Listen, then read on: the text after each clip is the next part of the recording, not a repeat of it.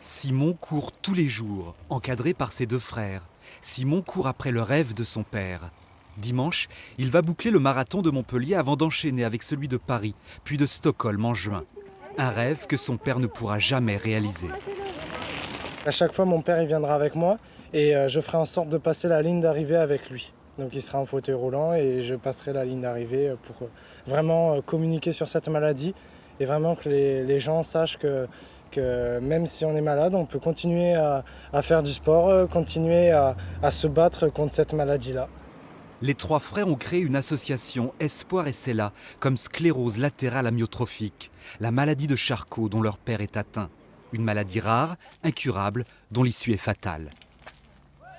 On voulait lancer plein d'événements pour montrer aux gens qu'on n'est pas tout seul, qu'on peut tous se serrer les coudes et qu'on peut avancer comme ça. On est face à une maladie, certes c'est dramatique, mais la vie ne s'arrête pas, donc il faut continuer, il faut profiter des moments présents avec sa famille, ses amis et continuer de voir de belles choses tout autour de nous.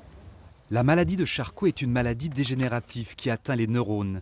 Elle entraîne une destruction progressive des cellules nerveuses, provoquant petit à petit une paralysie des muscles.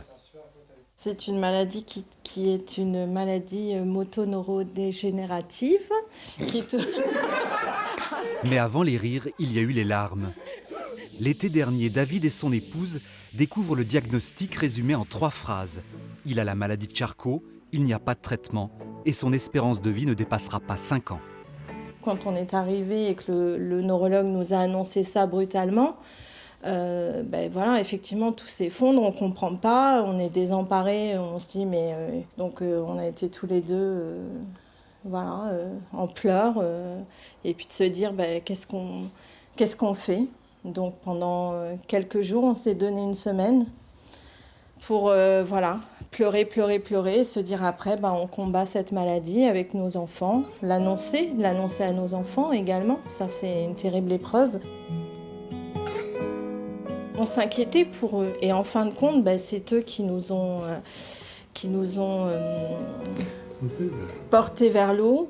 On est fiers de ce qu'ils font, ils sont forts, ils sont courageux.